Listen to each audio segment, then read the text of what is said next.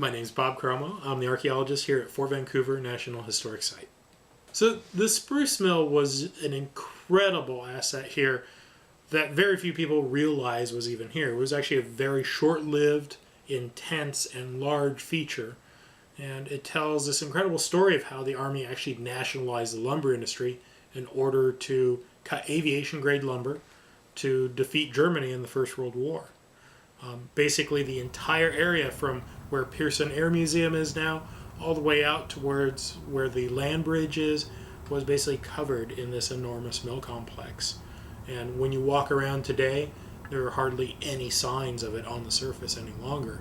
So it was very short-lived, but it was a huge complex. There's so many layers of history here, and so many of them you really can't see anymore. Part of the Spruce Mill sat here, where Fort Vancouver is.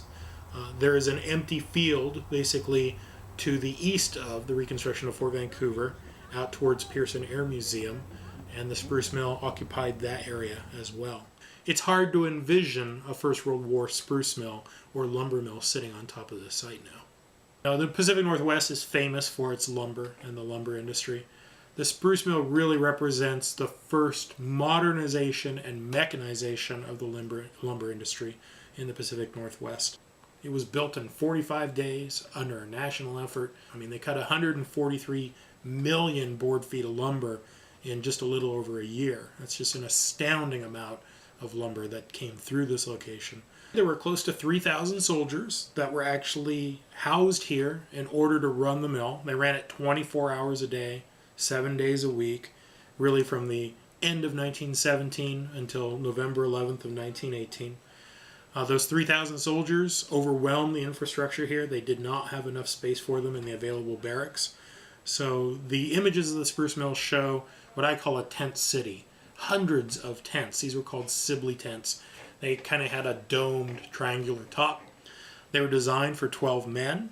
So imagine basically living with 11 of your closest friends, probably only showering about once a week, having only one heat source, probably lots of dirty laundry all about. Of course, we all know what it's like here in the Pacific Northwest in the wet winters. So, and of course, they're all living in wool. They're working in woolen clothing. So it was atmospheric, as I like to say. One of the things the National Park Service strives to do is to preserve historical and cultural facets in a park well into the future by just preserving it, basically going slow in our research on it, not trying to get into too much. Hopefully it'll be there in the future so that other archaeologists can help tell this story well into the future.